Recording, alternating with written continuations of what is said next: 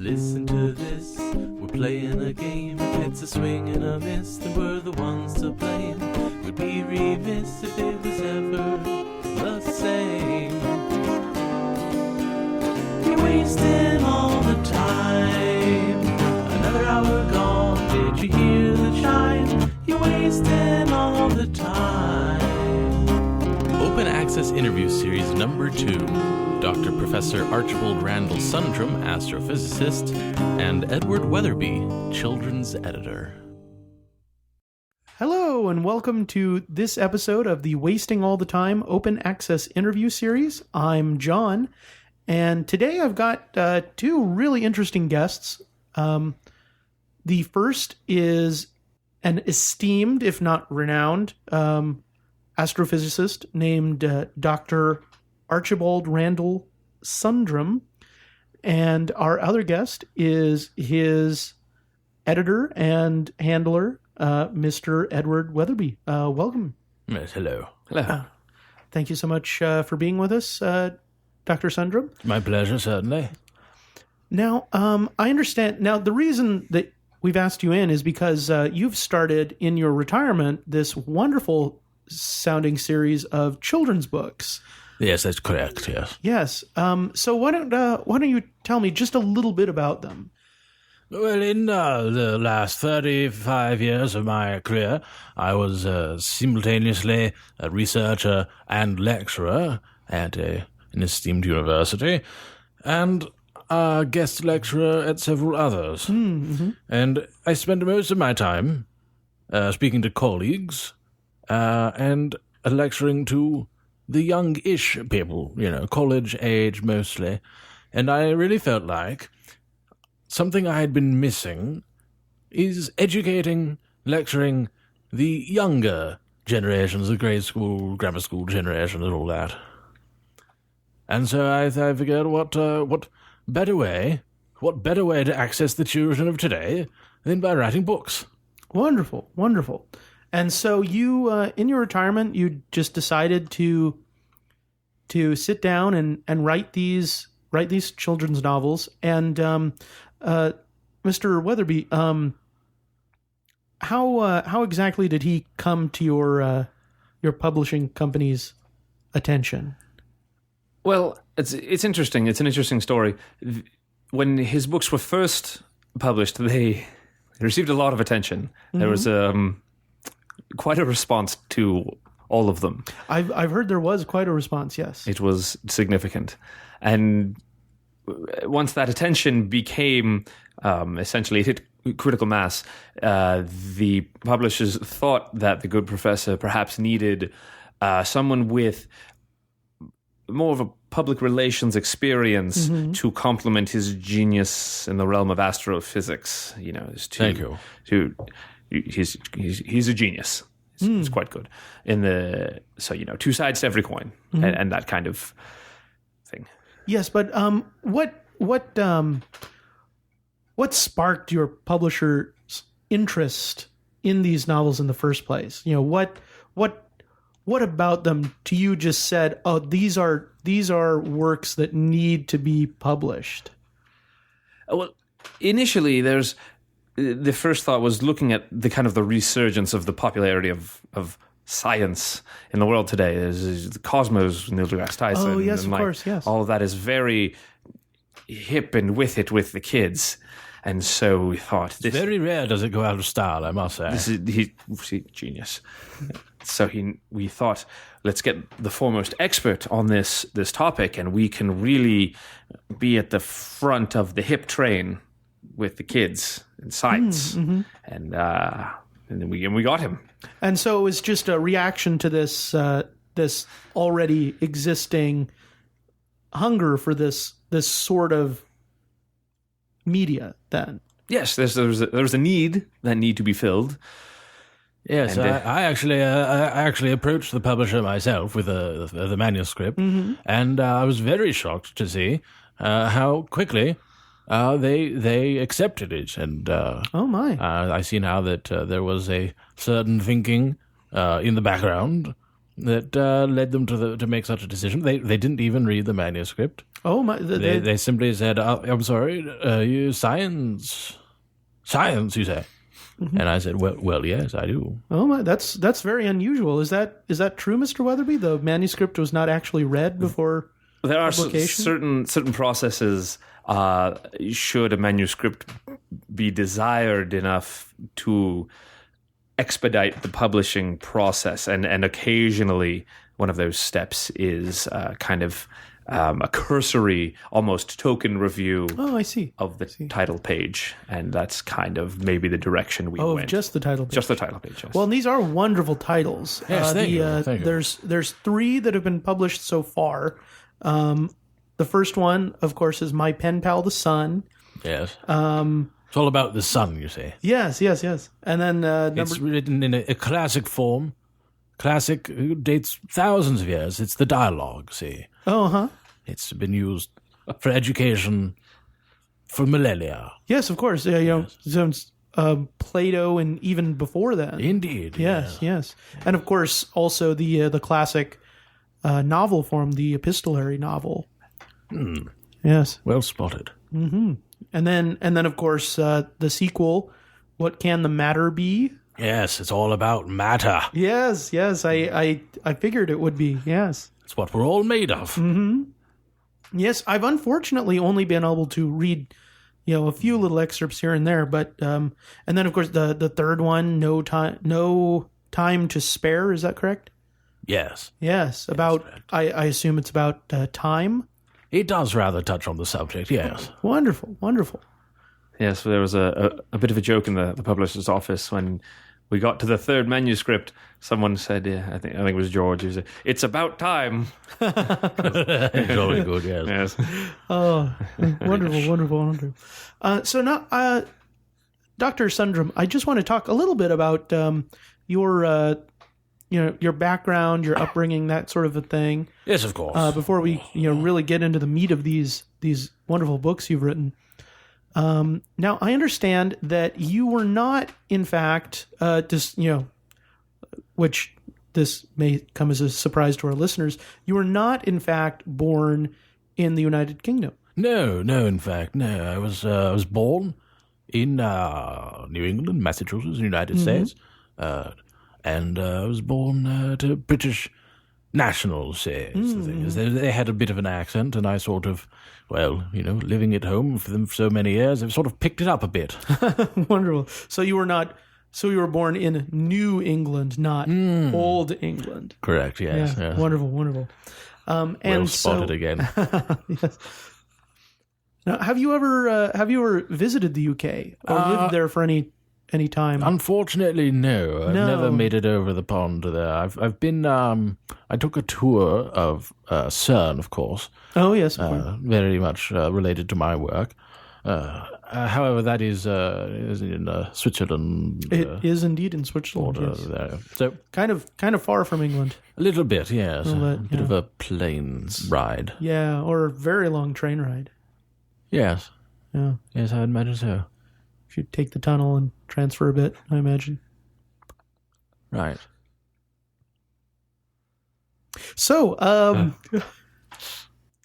so you were born and raised here in the United States of America, and ended up becoming a doctor and professor of astrophysics. Just wonderful. What kind of stuff were you writing during that period of your time? Of your career, I imagine it wasn't children's novels. No, when you are a professor such as myself, working at such institutions as I have worked, you are expected to publish, see, and so I would often direct my publishing in such a direction that it could be used for educational purposes. I see, as well as pure research, furthering the boundaries of our known universe. Wonderful. And so I would mostly be writing textbooks and so on and so forth. I see. And publish them and require them for reading for my students. Wonderful. I can publish, make a little bit of money on the side here. Yes, I see. Now, is that an area that your publishing company has ever been involved in, Mr. Weatherby? Textbook publishing, or are you all sort of young adult and children's fiction? It's mostly children, the young adult, the fiction. The textbook market is significantly different, as you may imagine. I imagine, yes. Highly specialized. Editorial and so process is different. I suppose you haven't actually had a chance to look at or read any of the doctor's textbooks. We had a set of some of them, of one editions in the office for a while, and I skimmed one of them. It was fascinating. I learned a bunch. It was wonderful. It's highly technical, is it? Very highly technical. The levels at which I was teaching, I was never teaching any 101 or 1A or anything. It was very much for graduates. Oh, graduate students. above, Okay, yes. so very, very Specialized, you might yeah, say. specialized, high level. lots of numbers. I'm amazed you could follow that. I mean, astrophysics is just completely over my head. Yes. Weatherby is a bright little bulb. Wonderful. Thank you, sir. So now, Dr. Sundrum, why exactly did you choose Mr. Weatherby's company to publish with? Well, to be perfectly frank, I was not aware of Mr. Weatherby at the time, but I chose them because they are primarily in the youth and young adult and children's literature, and I definitely wanted to move away from the technical textbook aspect and to really write something that would communicate ideas, communicate ideas in a way that included a small part of myself. So it's very much more how I see things, Wonderful. and less so, boring, cold facts, and so on and so forth. So you wanted to kind of bring these topics to life for young readers. Yes, and perhaps, and as fortunately is the case, and even include illustrations. Oh, wonderful. Yeah. And so you worked with an illustrator, or did you draw the illustrations yourself? I did include illustrations myself. Oh, wonderful. It's a little bit of a hobby I've had, just a little sketch here and there, usually when I'm on the telephone. Mm-hmm. And I was very pleased to be able to incorporate them into these stories. Wonderful. And so for the book itself, you took these sketches and you kind of dressed them up a little bit, refined them. Yes, and in fact, I did create several new pieces to be included as well, to sort of illustrate the ideas graphically, so to speak. Well, publishers loved that. We didn't even have to hire an independent artist and run them by the professor. It was written and illustrated by Dr. Professor Archibald Randall. Wonderful. So are there Very any? proud. Now I know this sometimes happens. Were there any of these illustrations that maybe ended up on the cutting room floor, as it were? No, which is again indicative of the Yes, not in the first round. no the process, the speed. Like I said, the expeditionary kind of rate at which we expedited these. Again, most, if not all of them, made it through the first edition. As Weatherby has informed me that the publisher is so moved by the reaction to my first run of these that they're actually going to be doing a reprint. A reprint, yes. That's something that I do want to get to a little later in the program. I'm hoping to include even more illustrations this time around. There's a couple places where I really felt like, yes, it's good. In fact, it's very good, but there could be even better. Wonderful. Well, I do want to get to this idea of the reprints, but first, I need to just take a brief moment Certainly. for a quick message. The Wasting All the Time Open Access interview series is sponsored in part by Malmensch Lab Supply and Bargain Death Rays. For listeners of this podcast, Malmensch is offering a free 3D print of their popular deep excavation drill starter kit. Wow the people at your school's science fair by constructing a real working volcano in the middle of your crowded urban center, and gain points in civics class by observing the government's response to your impossible demands. To get your starter kit, just go to malmensch.net and enter the promo code OAIS.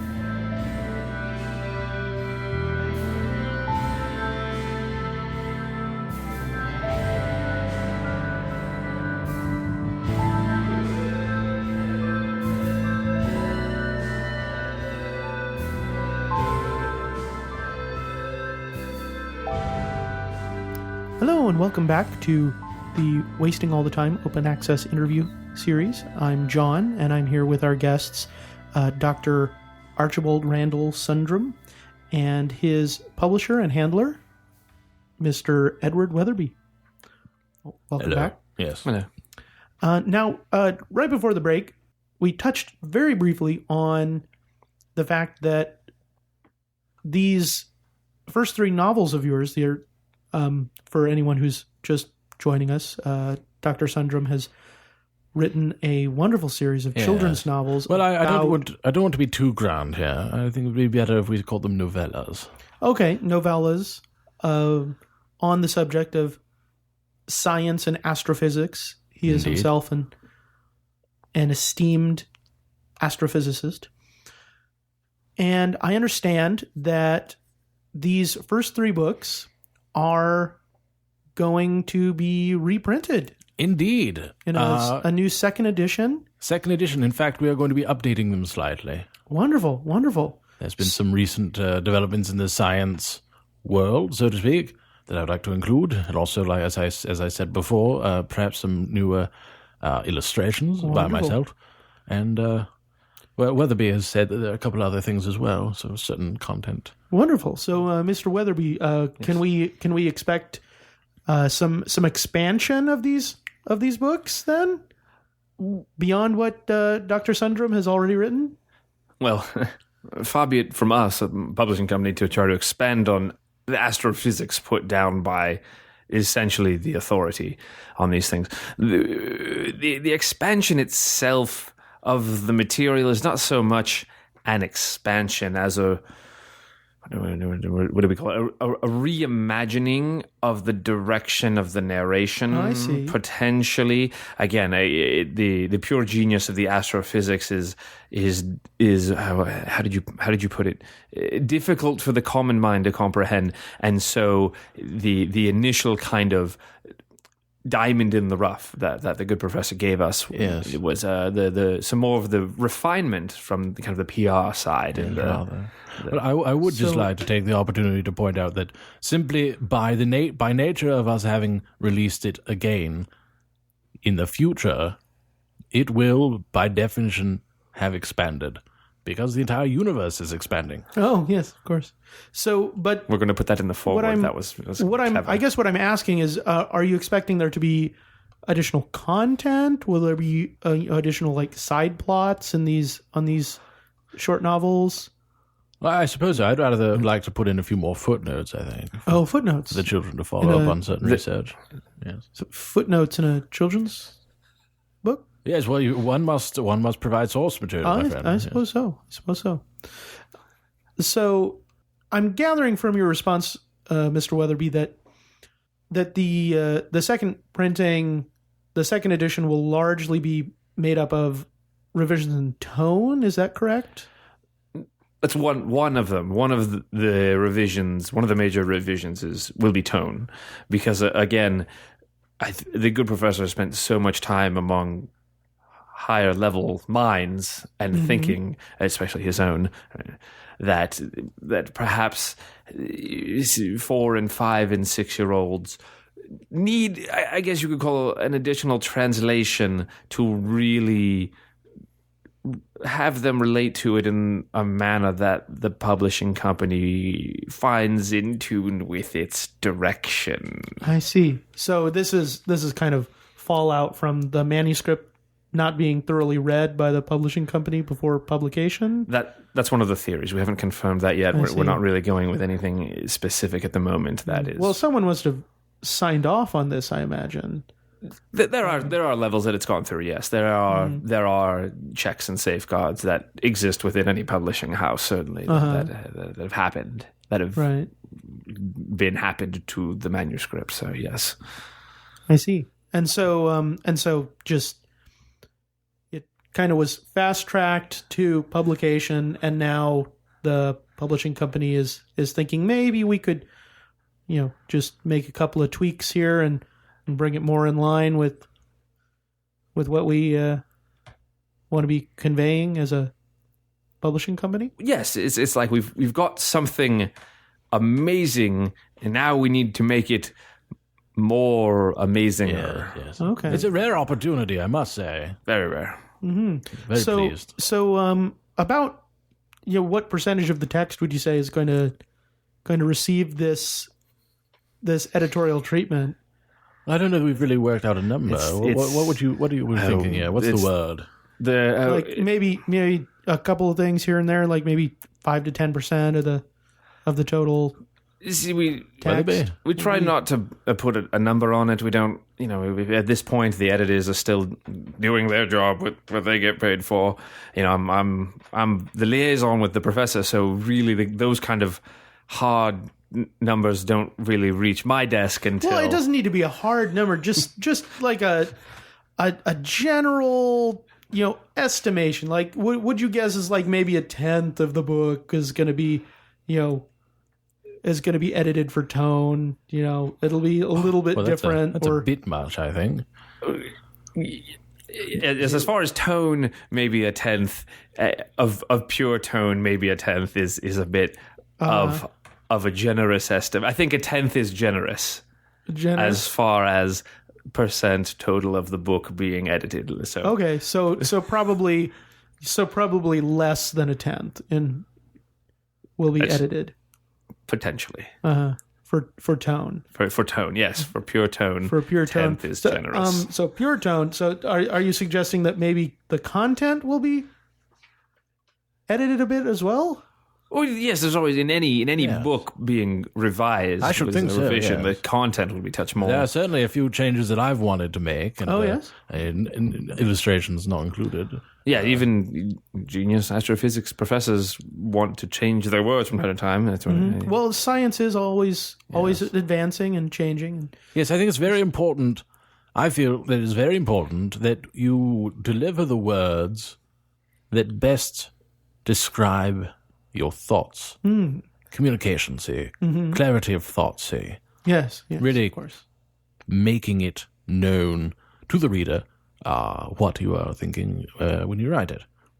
And I tried very hard to really communicate my feelings, as I was saying, trying to communicate a bit of myself through it as well. And so I think that we're definitely going to be working on that.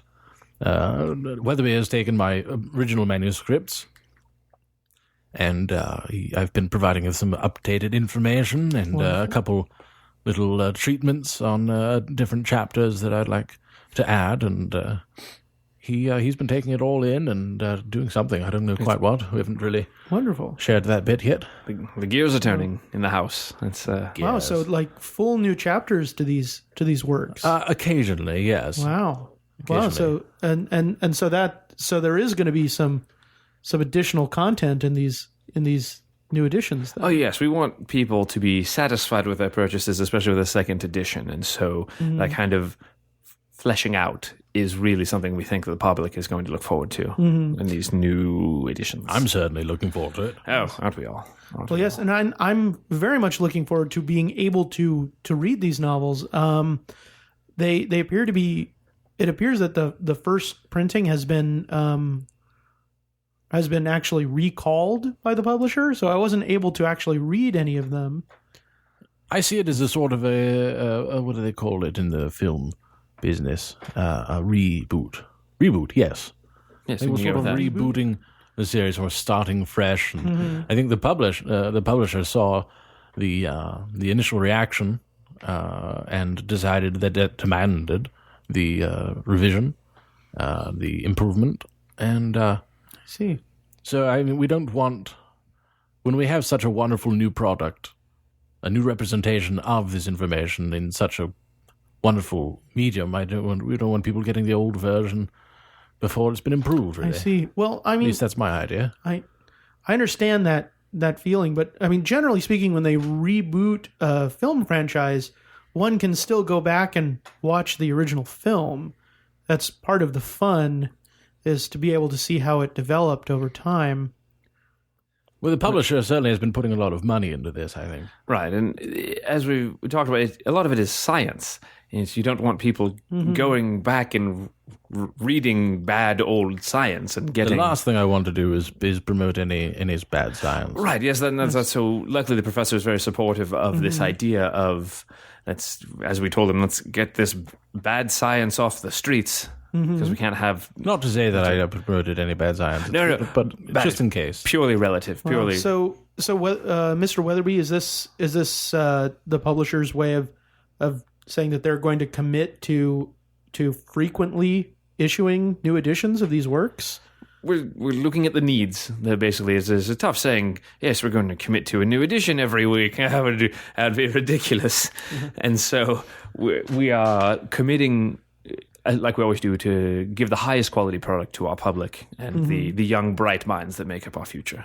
Wonderful. I think a certain amount of it will be determined purely by demand. Demands, yes. Oh, I see. Yes. Well, I know I hate to put you on the spot here, especially given your principles regarding the old science versus new science. But I was wondering if maybe you could read us a brief excerpt from your first novel, My Pen Pal the Sun. I understand there's something about ice cream in there.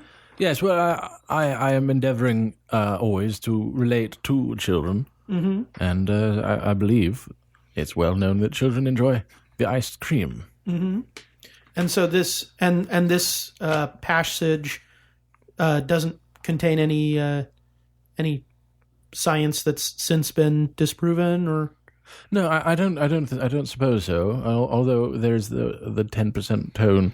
So we'll be reviewing this, of course. But I'd love to hear the passage. Oh, certainly. I'll read you a brief excerpt from My Pen Pal, the Sun. Conversations with a Star. And so again, this is the one that is written as a dialogue. But it put letters to and fro, back and forth. Although I must advise you that this is purely fiction. In conceit that no one could be able to write a letter to the sun. Of course, it would burn up immediately. And what's the child's name again in this novel? Timmy. Timmy. Yes, a very good child's name, I suppose. All right, here we are. So this is begins in his voice, and then there's a response from what is, ostensibly the sun. Dear Mr. Sun, what is your favorite kind of ice cream? Your friend, Timmy. As you see, that was yes. the child. Now it's the sun. Dear Timmy, alas, I have no mouth, nor in fact do I have anything you would consider a body part. I am simply too hot to be anything other than plasma and gas. If I had any body parts, they would quickly burn away to the component elements. Oh. This is why we can never hug each other, and even though you are over 90 million miles away, I will still burn your skin and give you cancer unless you hide from me. Dear. I will never have ice cream, or candy, or any other sweets. This makes me terribly sad. Yours truly, Sol, the Sun. And then there's a brief postscript. P.S. Nothing you have ever seen would exist if it weren't for me. And by the way, I'm already middle-aged. Oh. Because stars live and die, you see. Right, of course. The thing that we rely on. Is that a theme in the greater novel? The death of stars? Indeed. Basically, what I'm trying to do is to communicate to children that stars, like people, have a lifespan, see. There's stars, there's people of all different shapes and sizes, and there's stars of all different shapes and sizes, and they are born, they live, and then they die terrible deaths. And it's important for people to understand this. It pertains directly to the future of the human species and any creature living on Earth, see. For eventually it will be consumed by the sun, as it swells to be a red giant. I'd love to talk more about this, but we need to take just a moment right now. We will get back to this subject. Certainly. After this message. The Wasting All the Time Open Access interview series is sponsored in part by our intern Ted, who still insists on stocking the Wasting All the Time break room using his own money rather than the petty cash jar. If you run into Ted, be sure to tell him what a great job he's doing. Then be sure to tell him he should get back to work and shouldn't be talking to strange people he meets on the street or in bars or dance clubs or wherever. We thank Ted for his sponsorship.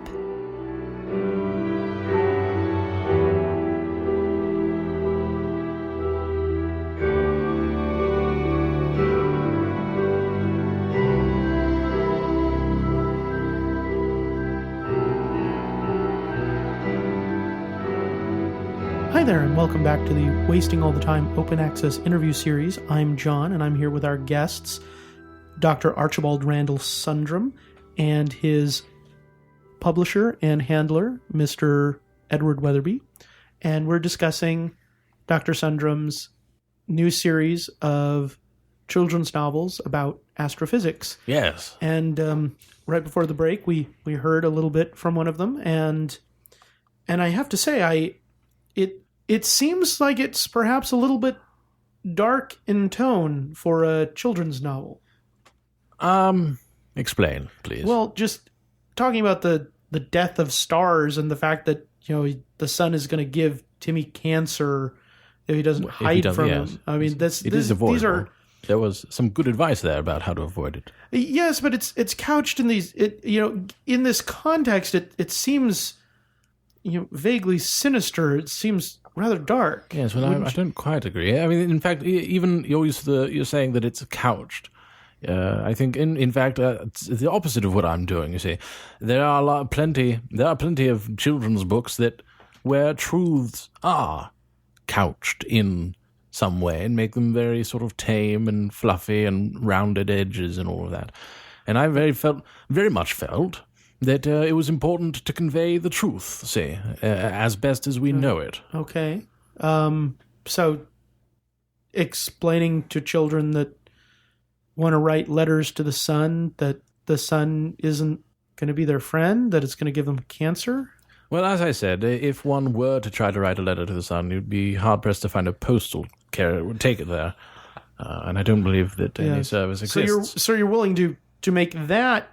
that is the fiction. That concession to the fiction, but not to maybe soften the blow in any way, make the sun. Well, you see, there's rather a lot of fiction already in it. You say, having a son receiving and sending letters, having a son able to communicate, and have thought of any sort, using the English language. Right? If the son were to speak, if it were conscious, I certainly wouldn't be using the English language. It develops well after its creation. Okay.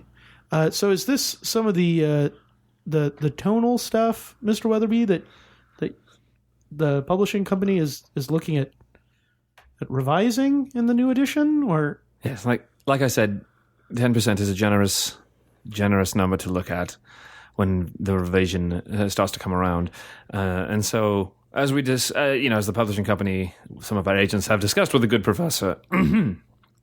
My good professor, that we are looking for, like I said, the more relatable to the minds of children who are not genius astrophysics professors. Yes, the truth of the matter is I don't have any children of my own, and it's been rather spotty exposure to children in my real life. And so there's a certain translation that's going to be going through. I do insist, however, Weatherby, that the facts remain. Okay. Yes, but perhaps softened for children. Certainly the facts will remain. You can't change facts. That's why they are facts. Okay. They are immutable. I'm very fond of saying facts are.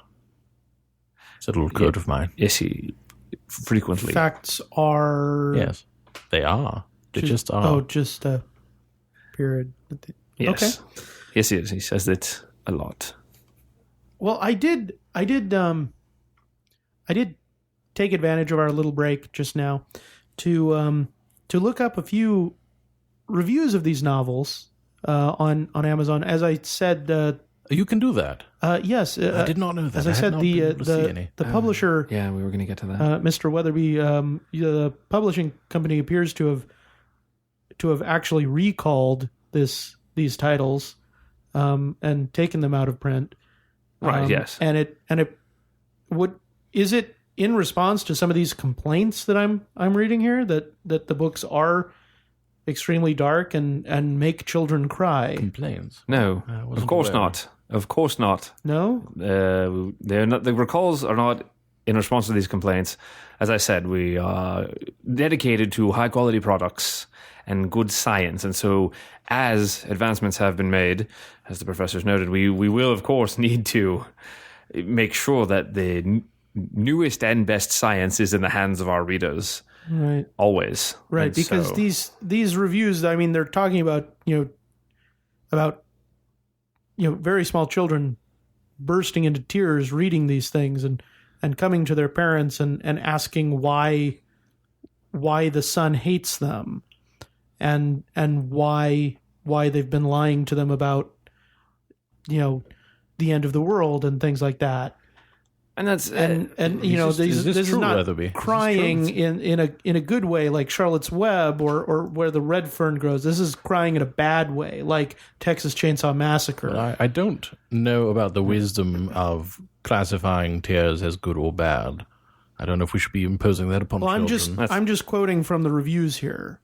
Yes, I haven't and seen see those. that as we say in the business, that's one of the perils of dealing with the internet. Anyone can say anything. That's true. That's true. Without Yes. any kind of accreditation or vetting or anything like that. And so it's often difficult to get a real picture of things that are going on, of the actual quality of the product when there are these hooligans about on the internet. Yes, I understand that.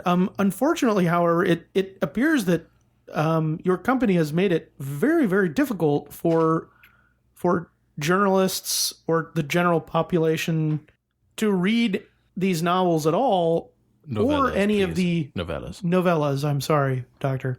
I don't want to be pretentious here. Right. Okay. To read these novels at all, and it appears that all of the original journalistic reviews have been pulled as well. It's actually an old marketing trick. It's scarcity drives the prices and the demand up. The Scarcity of book reviews? on books, you need everything. Well, the thing is, we are doing a massive sort of a reboot here, and I don't think we need the old versions out there to color people's perspectives of the new version. Right, but it's just I feel like I'm getting a very conflicting message about what the reasoning behind this new edition is. Well, again, and it's lots of book reviews are about fiction, or biographies, things that are mutable and can be interpreted in many ways. Because these books are science, we cannot allow misinformation to be spread in any form. Really, I think it's our duty to the public to prevent this. So, are you saying that the second edition of all these novels will still be the same, and that the son will be talking about causing cancer in Timmy and the young boy that's a perfect writing response to letters? that. Go ahead, Professor. Facts are. That doesn't really answer the question, though. Like, Well, I think you're getting a bit worked up, see, over just one small portion of my work. Maybe. I mean, maybe what's... Perhaps I could read again from the second book of the series. The second book in the series. Okay. Since redacted. What can the matter be? Is that the one? What can the matter be? How most things are mostly nothing. Oh. See, every publishers love a good subtitle these days. Okay. Oh, yes. If you go to a bookstore, you'll be hard pressed to find books without subtitles. And would you say that this one is lighter in tone than the Mr. Sun? Or My Pen Pal the Sun? well, it's not Apologize. quite as direct. No. See, because the first one was all about the sun. See, it was very specific. This is about matter in general. So Right. we can pull in more varied examples and so on and so forth. So what's the general story of this one? Well, it's more of a sort of a children's non-fiction in a way. Oh, okay. So it's not there's really sort a of- narrative then? No, I mean there are small sort of vignettes to explain certain principles, but more so it's not a one through story so much. It's just imagining the reader sort of transported to these different places. Oh, okay. So I'll do a reading for you if you will. This is early in the book. Perhaps you have a new baby sister. Well, she is certainly made out of matter as well, as were the rocks and the worms. So, similarly, I had talked about rocks and worms earlier. Okay. So, similarly, there are electrical forces that keep your atoms from ever directly contacting her atoms. And if you looked inside her atoms, there would be vast amounts of empty space and no sign of anything, even remotely like a soul. So this is explaining how the volume of an atom is mostly empty space, which is a very important principle to understand. Yeah, I get it. But just as the empty what?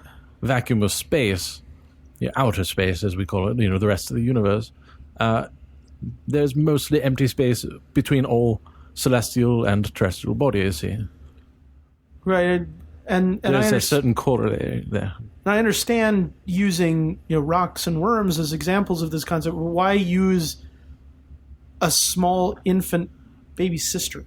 Well, you see, it's a simple educational tool. You start with something simple and explain how the concept applies to that thing, and then you go to something slightly more complex, and then something slightly more complex, until eventually you talk about actual human beings. I see. And, well, I don't want to get... So I talked about a rock, which is a fairly simple crystalline structure of minerals, right? And then I talked about a worm, which is a slightly more complex biological entity. Then I talked about a small child, a baby, an infant, and then I went on to talk about actual human beings. I see. Which are decidedly more complex. Well, I guess that is a little less distressing than the kind of callous nature of the son's letter to Timmy.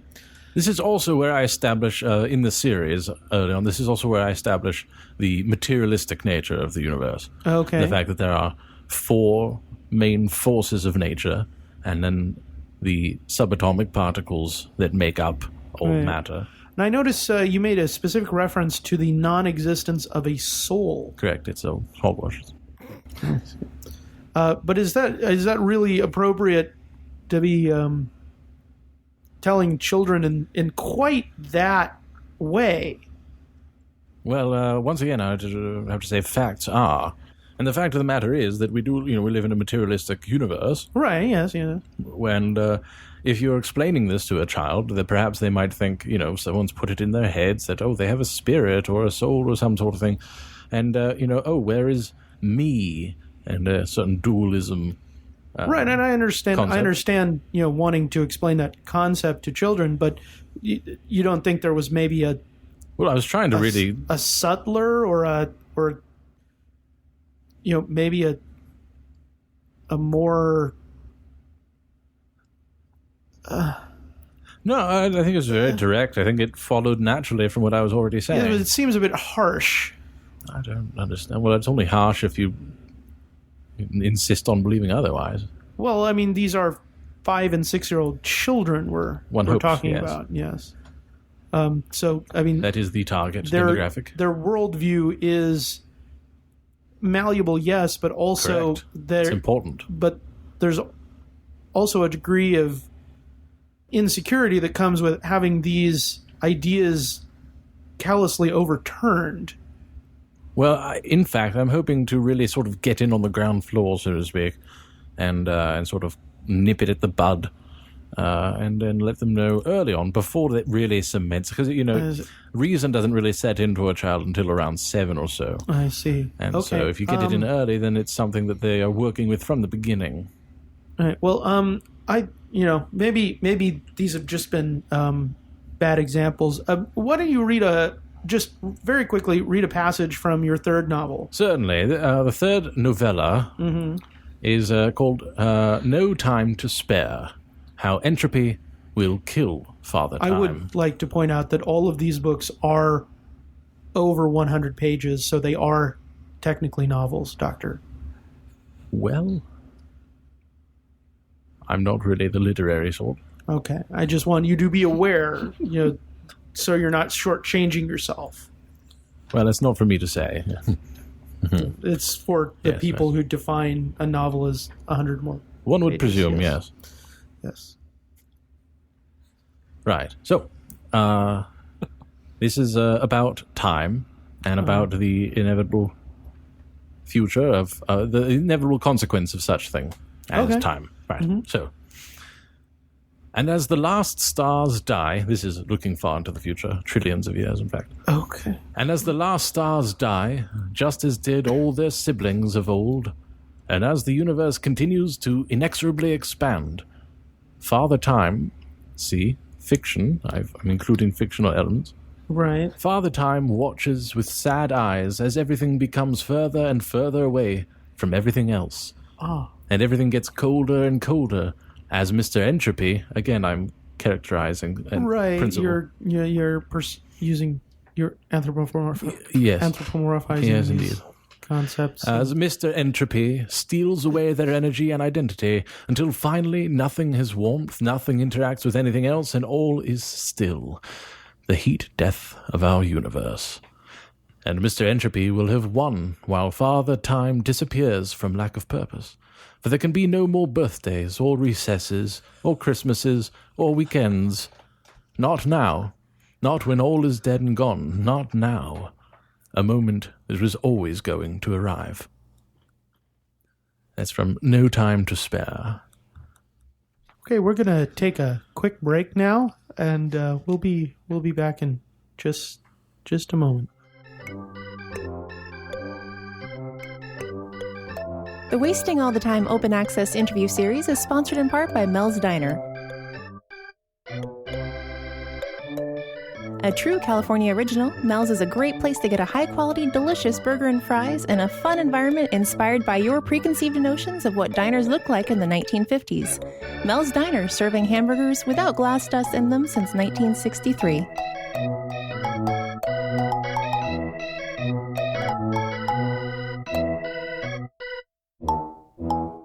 Hi, and welcome back to the Wasting All the Time Open Access interview series. I'm John, and I'm here with my guests, Dr. Archibald Randall Sundrum, and his publisher and handler, Mr. Edward Weatherby. Yes, hello. Hello. Welcome back, everyone. And Dr. Sundrum has published a trio of children's books about science and astrophysics, and they're written and illustrated by myself. Yes, written and illustrated by Dr. Sundrum. I have now had the opportunity to peruse some of the illustrations, and they are in the same vein as the text. I am able, if not pleased, to say. Now, Mr. Weatherby. Yes, John. I'm having a hard time understanding exactly how novels with this sort of a tone made it through your publication process. I mean, it just seems... These seem like they should have had some extensive editing before going to press this way. Yes, you'd really think that, wouldn't you? Really think that a responsible publishing firm publishes material for 5 to 8-year-olds. Yes, I would. You would, wouldn't you? I would, yes. And I was just wondering if there's any kind of an official answer on why that did not happen in this case. And of course there is, yes. The official answer, coming down from on high, is in fact that... What was that tribe? Due to the very popular and high demand for scientific material, Yes. The board feels that the expedited process for the good professor's work would indeed benefit both the publishing house and all of the minds consuming the material therein. You see, it's very, very... Okay. Yes, I think Great. that my sort of curriculum vitae led them to believe that the work would be stellar. Mm-hmm. That's a pun. And also the budding interest Stellar. I see. I get it. in Cosmos and all that sort of thing, and the other new sort of documentary series and all that. I think it allowed for them to fast track So the process. Yeah? So, Mr. Weatherby, you're saying that this was kind of a cash-in then? No, I'm going to say that I am specifically, technically, not saying those words. I think Weatherby and I agree that this is all about the betterment of our future through see. the education of our children from an early age. Children. You know, why should they wait until they're in uni, and to learn? Well, Some of why these things, why yeah. indeed? It's just that I can't help feeling that this tone is perhaps inappropriate for small children. Well, And They wouldn't have been published otherwise, would they have been? No. yes, I think Weatherby is better on the whole tone issue. As I said, I am not that. and so you're fine with any edits in tone that the publisher might want to make. Well, of course, I'll have final review, and I don't want there to be too much, change. But I think to the 10% number that I've been quoted is about accurate. 10% Yeah. Yes, that was another thing that the board insisted upon. on the 10%. No, was that the good professor have final review Final over all of his material. I see. I did demand that. He demanded it, Okay. and they gave it to him. House of Cards. All the right. board. Well, that's wonderful. So three wonderful children's books, I have which been. are soon to be available in a second edition, The second edition. Yes. I think revised for content and tone. by second quarter of next year, then the new versions will be out. And Weatherby doesn't know this, actually. Weatherby. What? I intend to, having finally gone out on the limb and published these books, I've discovered a lot more about the internet Okay. and the various users there. And I intend to, concurrent with the launch of the new revision of the 3 previous manuscripts and also further manuscripts, I hope, I have at least a good dozen books planned. Oh my! And more to come later. I am concurrent with the new release, the reboot. I am going to include an application for these mobile telephones that people are using. Uh-huh. I would very much like to include an application. What is that is called? You just call Oh, them do you mean apps. an app? Ah, yes. So I'm not quite up on all of the Okay. internet jargon, but yes, an app for an interactive app that allows people to sort of keep the stories with them wherever they go and Okay. learn more and click links. So the revised versions of these novels. Exactly. So will be then available. when you look at the footnote on a page for something, you can click it Okay. with your fingertip. Right. You can yeah, that's press it on the generally screen, how they work. and it will take you to the actual published work. Wonderful. Unless, of course, it's behind a paywall. But there are a few of those, I think. Mostly it's public domain. Okay. So 3 novels available on this app. Wonderful. At least, yes. I hope it expands to more. Okay. That's excellent news. Also gives you updates on when the new books will be coming out, I hope. So there are going to be additional books. Oh, I do certainly hope so. Wonderful. So Weatherby, additional books. Yes. So potentially these new books will be outside the initial trilogy contract, so they may actually have some initial review. Oh, I see. The actual words in the actual books. Yes. Wonderful. So, is there a forthcoming, a pun of my own, a forthcoming? I don't understand. 4th novel. Oh, I see. No, Yes, no, it's a bit on the nose, really. At this time, we've not really discussed any plans for a fourth book that the good professor will potentially write. So maybe Right. Well, I do. Weatherby. In fact, I do have a completed manuscript of the fourth and fifth. Oh my! Novels. Sorry. No, Weatherby hasn't quite seen it. We're still working very hard on getting the first three ready for press. right. You have the fourth and the fifth already done. But yes, I already, as I said, I already have at least a dozen planned, and I already have the fourth complete. And in fact, I brought an excerpt of that as well. My.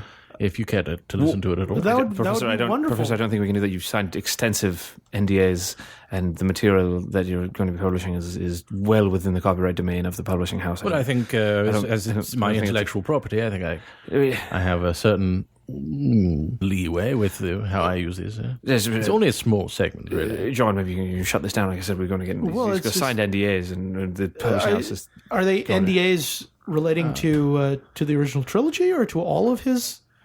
I don't see how I believe we've only an really NDA, discussed the original three so far. an NDA applying to all future intellectual property would ever hold up in a court of law. But maybe let's just be safe, and then we can kind of save it as a teaser for the app that we can, if you be No, I don't know. first. I'm interested to hear where this is going. How after all of this extensive revision of his work that I'm sure he's involved in. This is I'm not not live. to Am see I where correct? the This is pre-recorded.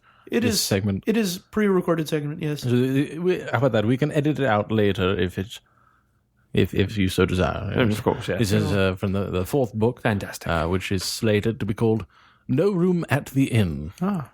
It's a Christmas themed book. I think. It's "No Room at the Inn: Why Dead People Can't Go to Heaven." Oh Jesus. It says excerpt. Now, why should heaven exist when there is no spirit or soul that could take you there? And why would Mummy and Daddy tell you such a thing? Simply put, they are frightened of dying and the unknown, and instead of battling the unknown with their minds, instead of substituting the darkness for the light of knowledge, however temporary this universe may be, instead of trying to fix the problem, they've invented a story that makes them feel as if there's no... Hey everybody, Dave here.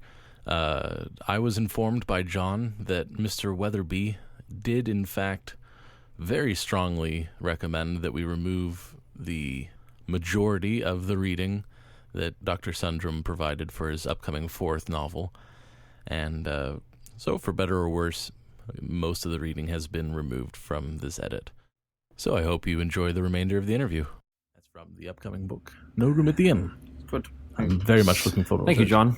So Thank you, you're Professor. calling their parents liars? I think you know what I'm about to say. Facts are... You're right. Hope you're pleased with yourself, John. So I think that's perfectly reasonable to include, yeah? It has to be. Yes. So that's from a forthcoming children's You did the book. pun again, I heard it this time. Yes. It's unintentional this time. That would have been a good pun if we were talking about my 10th book. Right. My 10th book is, by the way, is going to be about Africa and the suffering of the peoples. A children's book about the suffering of the Yes, people I tend to get a little bit more into histories here, but as a way of talking about the material distribution I see. of elements. Yes, and very so on. important topics. A lot of mining it's going just, on. I again question the tone for children. It's important that children be aware of these issues, but Certainly. just Well, and all these future books will be developed with the aid of Mr. Weatherby here. Oh, yes. wonderful. Magical. And Mr. Weatherby, you will be policing the tone on future. That's the plan. works. If the board wills it. Wonderful. The board in their infinite wisdom does what they see fit. I rather thought you'd be a bit more excited, It's Weatherby. been a very long day carrying all your luggage. I'm just a bit tired. Oh my, he carries your luggage. Well, of Never course. mind. He is my handler.